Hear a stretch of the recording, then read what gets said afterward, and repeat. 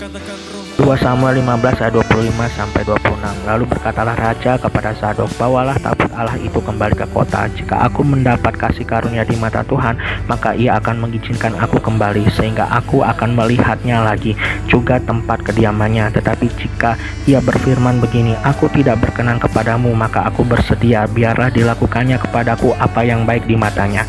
Catatan si Bang Epan, kita tahu jika Tuhan Allah hadir melalui tabut Allah, satu keluarga diberkati karena ada tabut Allah hadir di tengah-tengah keluarga mereka.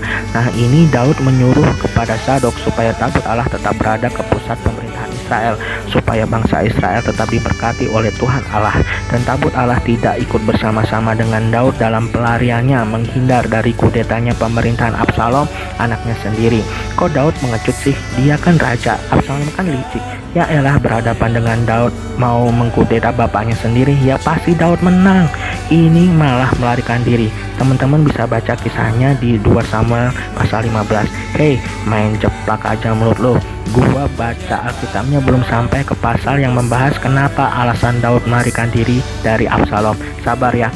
Sekali lagi, alasan Daud melarikan diri bukan pengecut, namun gua belum baca Alkitab sampai ke pasal yang membahas mengenai itu. Iya. Terlepas itu semua, ini yang keren dari Daud. Daud adalah orang yang suka berserah kepada Tuhan dan sangat-sangat mengenal karakter Tuhan Allah. Tuhan Allah adalah Tuhan yang penuh dengan belas kasih karunia. Yang diperlukan Daud adalah percaya dan beriman kepada Tuhan Allah. Daud percaya dia akan menjadi raja karena berasal dari belas kasih karunia Tuhan Allah. Walaupun ada yang berusaha mengkudetanya, namun karena adanya belas kasih karunia Tuhan turun di hidup Daud, pasti itu semua tidak terjadi meskipun Daud harus melarikan diri.